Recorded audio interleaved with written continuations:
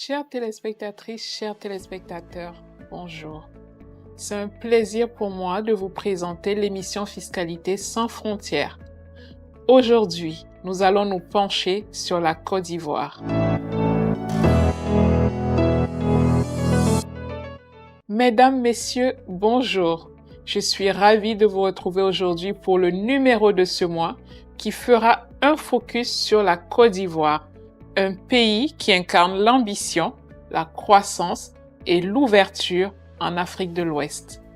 Je souhaite introduire le numéro de ce mois par la citation suivante de la CNUSED. La Côte d'Ivoire représente jusqu'à 40% de la croissance du PIB en Afrique de l'Ouest et jusqu'à 30% des stocks d'investissement étrangers. Commençons donc par poser le décor. Quel est le profil stratégique de la Côte d'Ivoire aujourd'hui?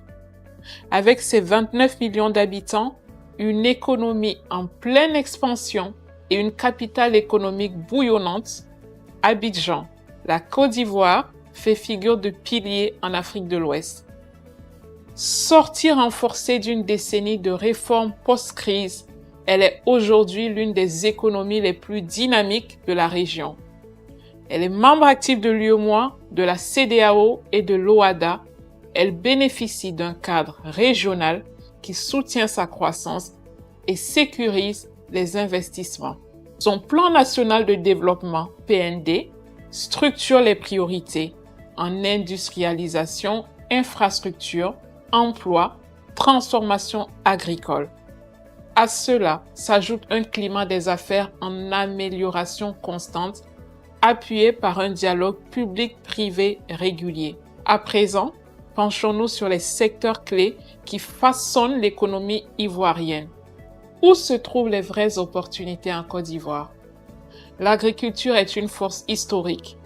Premier producteur mondial de cacao, comme certains de vous peut-être ne l'ignorent pas, grand exportateur de noix de cajou, de coton et de café, la Côte d'Ivoire ne veut plus se contenter d'exporter à l'état brut. Elle parie aujourd'hui sur l'agro-industrie avec des zones industrielles en pleine expansion comme Yopougon ou San Pedro. Le pays investit également dans le numérique.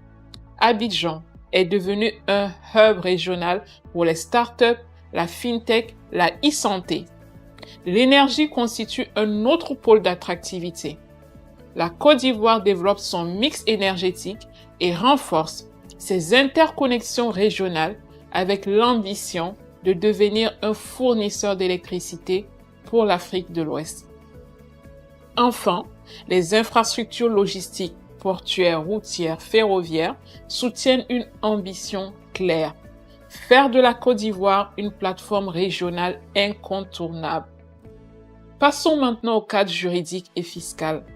Que doivent savoir les investisseurs ou futurs investisseurs que vous êtes qui souhaiteraient s'y implanter? Le pays s'appuie sur le droit OHADA, garantissant ainsi un cadre harmonisé, moderne et rassurant pour les opérateurs économiques. Le CPC, qui est le Centre de promotion des investissements en Côte d'Ivoire, joue un rôle central dans l'amélioration continue du climat des affaires. Des tribunaux de commerce spécialisés, la digitalisation des démarches et un accompagnement administratif renforcé permettent aux entreprises de se lancer dans un environnement plus structuré. Abordons le volet fiscal. L'impôt sur les sociétés est à 25%, la TVA est à 18%, et il existe également des régimes spécifiques pour les PME, les exportateurs ou zones prioritaires.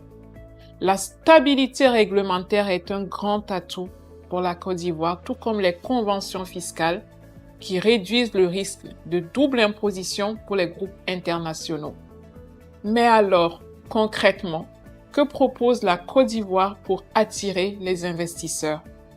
Le Code des investissements offre une panoplie d'incitations adaptées selon la zone d'implantation A, B ou C et le secteur d'activité.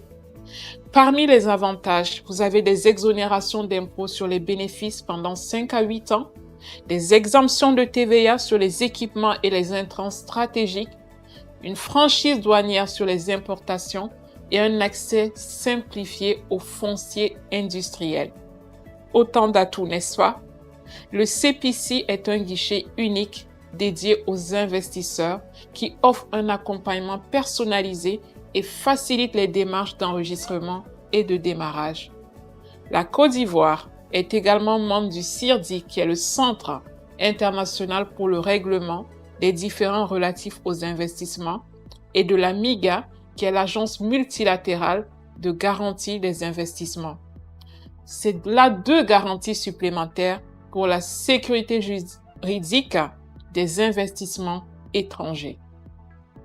Pour conclure ce numéro, voyons comment traduire ces atouts en stratégie concrète.